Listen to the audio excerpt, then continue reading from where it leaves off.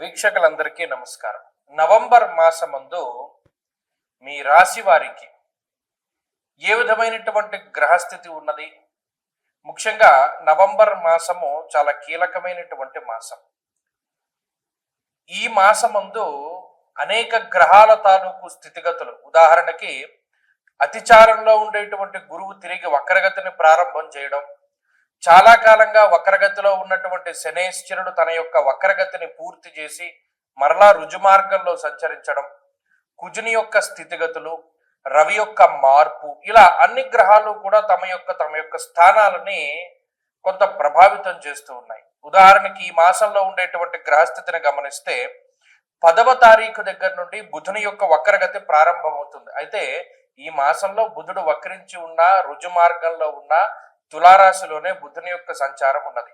అలాగే రాహుకేతువులు కుంభ సింహరాశులు ఎందే ఉన్నారు, గురువు కర్కాటక రాశి ఎందే ఉన్నారు, శనేశ్వరుడు మీనరాశి ఎందే ఉన్నారు. కాకపోతే శనేశ్వరుడు ఈ మాసంలో 28వ తారీఖు వరకు వక్రగతిలో ఉండి మాసం చివరిలో మాత్రం వక్రత్యాగం చేస్తారు, అంటే వక్రగతిని వదిలిపెట్టేస్తారు. ఇవి ఫిక్స్డ్ గా ఉండేటువంటి గ్రహాలు. వీటితో పాటుగా శుక్రకుజులు కూడా వృశ్చిక రాశి ఎందే ఉన్నారు. అంటే మీరు గమనించండి, గురుడు, రాహువు, కేతువు, శనేశ్వరుడు, కుజుడు, బుధుడు, అలాగే ఈ మాసమందు శుక్రుడు కూడా ఆల్మోస్ట్ స్థిరంగానే ఉన్నారు. మిగతా గ్రహాలు అంటే పర్టికులర్ గా రవి గ్రహం యొక్క స్థితిగతులను గనక మనం పరిశీలన చేస్తే 16వ తారీఖు వరకు తులారాశి యందు, 16వ తారీఖు తర్వాత వృశ్చిక రాశి యందు రవి యొక్క సంచారం అనేటువంటిది ఉంటుంది. కాబట్టి ఈ మార్పు ప్రభావితం చెందిస్తూ ఉంటుంది. గురుని యొక్క అతిచారము, శని యొక్క వక్రగతి ముగింపు, ఇవన్నీ కూడా తీవ్రమైనటువంటి ప్రభావాన్ని చూపించబోతూ ఉన్నాయి ఈ నవంబర్ మాసంలో. కాబట్టి ఇటువంటి గ్రహ సంచారాన్ని అనుసరించి మీ రాశి వారికి ఏ విధమైనటువంటి ఫలితాలు కలగబోతూ ఉన్నాయి అనేటువంటి విషయాన్ని చాలా క్లుప్తంగా ఈ వీడియోలో మనం తెలుసుకునేటువంటి ప్రయత్నం చేద్దాం. మిథున రాశి వారికి ఉండేటువంటి గ్రహగతులను కనుక పరిశీలన చేస్తే ఈ నవంబర్ మాసంలో రాశి వారికి గురుబలం ఉన్నది, బుధ బలం ఉన్నది, శుక్రబలం ఉన్నది, రవి బలం ఉన్నది, కుజ బలం ఉన్నది. అంటే దాదాపుగా ఈ రాశి వాళ్ళకి 5 యోగించేటువంటి గ్రహాలు ఉన్నాయి. ఇందులో బుధ శుక్రులు కొంత అటు ఇటుగా కొన్ని రోజులు యోగించకుండా ఉండొచ్చు కాక అది వేరే విషయం. 16వ తారీఖు వరకు రవి బలం లేకపోయినా 16 దాటాక రవి బలం కంప్లీట్ గా వచ్చినటువంటి తరుణంలో మిథున రాశి వారికి ఇది నిజంగా గొప్ప మాసంగా చెప్పవచ్చు. ఎందుకంటే కారణం, గత మాసంలో చూడండి యోగించేటువంటి గ్రహాలు ఏమీ లేవు. కేవలం ఏదో ఒక గ్రహం మాత్రమేనో 2 గ్రహాలు మాత్రమే, అది కూడా చిన్నగా యోగిస్తూ ఉన్నటువంటి తరుణం. కానీ ఇప్పుడు అలా కాదు, చాలా డామినేటివ్ ప్లానెట్స్. గురుడు దీర్ఘ సంచార గ్రహం తన యొక్క అతిచార వక్రగతుల వల్ల 2వ స్థానాన్ని పొంది యోగిస్తూ ఉన్నటువంటి స్థితి. 2 కుజుడు చాలా ముఖ్యమైనటువంటి గ్రహం. ఎంతో కాలమైంది ఆయన యోగించి, 6 నెలలు దాటిపోతుంది. ఇప్పుడు ఆయన యోగిస్తూ ఉన్నారు. ఆ తర్వాత రవి 3 నెలల తర్వాత యోగిస్తూ ఉన్నారు. ఆ తర్వాత బుధ శుక్రులు. అంటే గమనించండి, షష్ఠే రవౌ సుసౌఖ్యాదిన్యత్ర కార్య అర్థసాధనం మనస్సౌఖ్యం సదానందం. అలాగే షష్ఠ స్థానమందు వస్త్రలాభో ధాన్యలాభ ధనలాభ యశస్తథా. ఏది చెప్పినా కూడా లాభము, సౌఖ్యము, మానసిక ప్రశాంతత, ఆర్థికాభివృద్ధి, ఉద్యోగాభివృద్ధి, ధనాభివృద్ధి, వంశాభివృద్ధి, వీటి గురించే మాట్లాడింది శాస్త్రం. కాబట్టి మిథున రాశి వారికి ఇది చాలా గొప్ప మాసంగా చెప్పుకోవచ్చును. అటు గురువు ఆయన నూతన వాహనాలు, నూతన గృహములు, నూతన ఆభరణములు, వస్తువులు, వస్త్రాలు, వీటికి సంబంధించి ఆయన ప్రసాదిస్తాడు.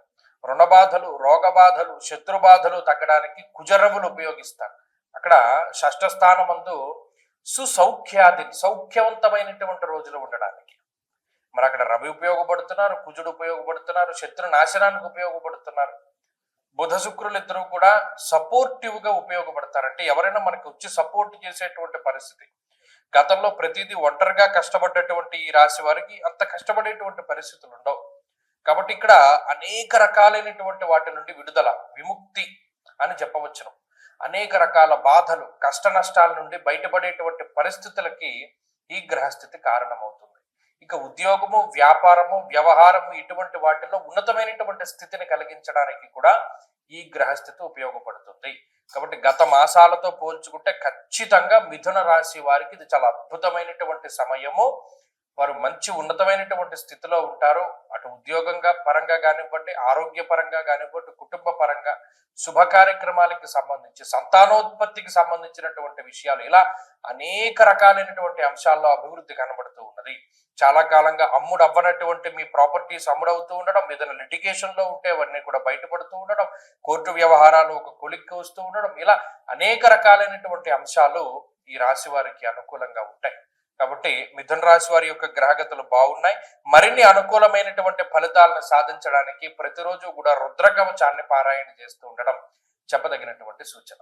ఈ ఆశ్వీజ కార్తీకాల్లో ముహూర్తాలు ఉంటాయి. ప్రత్యేకించి నవంబర్ నెలలో ఉండేటువంటి పెళ్లి ముహూర్తాలు అంటే నిజంగా కార్తీక మాసంలో ఉండేటువంటి పెళ్లి ముహూర్తాలు అత్యంత బలమైనటువంటి పెళ్లి ముహూర్తాలు. దాంట్లో ఏమాత్రం సందేహం లేదు.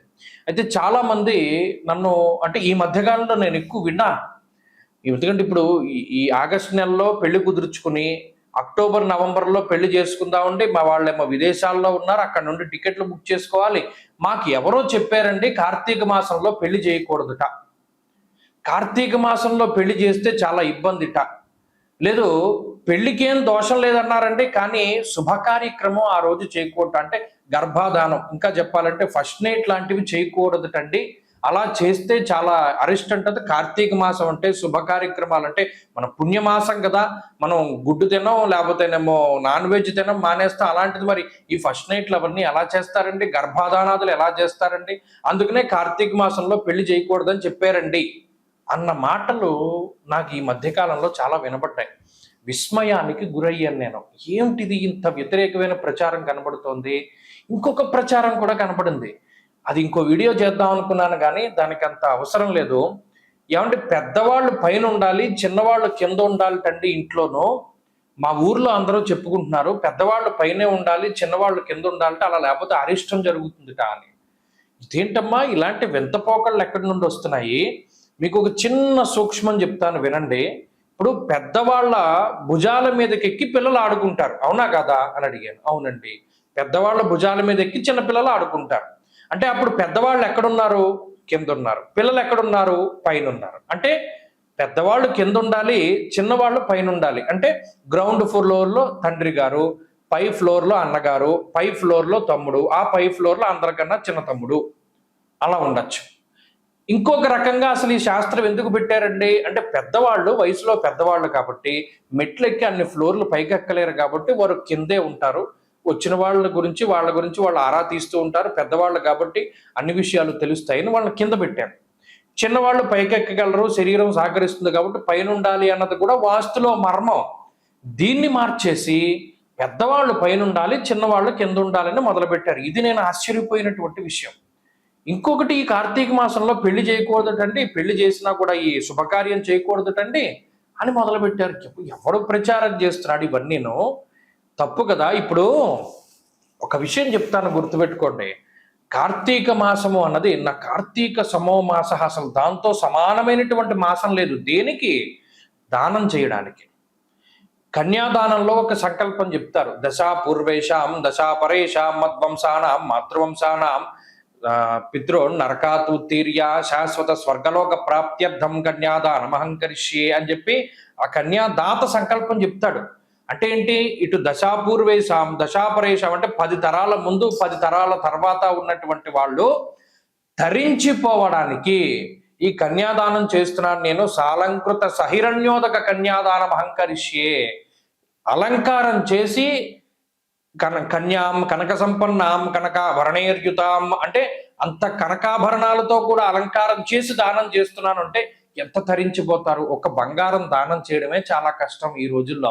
అలాంటిది అన్ని కాసుల బంగారము, అంతకన్నా విలువైనటువంటి అమ్మాయిని దానం చేస్తే కలియుగంలో, అందులోనూ కార్తీక మాసంలో ఈ 21 తరాల వాళ్ళు ఎంత తరించిపోతారు. ఈ విషయాన్ని మానేసి కన్యాదానం చేయకూడదు లేదా పెళ్లి చేయకూడదు అనేటువంటి ధోరణి రావడం అనేటువంటిది చాలా పొరపాటు. కాబట్టి అది తప్పు. పెద్దవాళ్ళు పైన ఉండాలి అన్నది తప్పు. ఈ రెండిటిని కూడా మార్చుకోండి. పెద్దవాళ్ళు కింద ఉండాలి, చిన్నవాళ్ళు పైన ఉండాలి. కన్యాదానం చేస్తే కార్తీకంలో చేస్తే 21 తరాల వాళ్ళు తరించిపోతారు. కాబట్టి కార్తీక మాసంలో నిరభ్యంతరంగా వివాహాదులు చేసుకోవచ్చునో, దానికి ధర్మపరమైనటువంటి కామానికి ఏ విధమైనటువంటి లోపము లేదు, ఏ విధమైనటువంటి దోషము ఉండదు. ఎందుకంటే సృష్టి కార్యం జరగాలి, అది ధర్మబద్ధంగా జరిగితే అసలు బ్రహ్మగారు ఉన్నదే అందుకు, సృష్టి చేయమనే మానవులను సృష్టించాడు. కాబట్టి చక్కగా వివాహాదులు అవి చేసుకోవచ్చును, ఏ విధమైనటువంటి లోపము లేదు. స్వస్తి.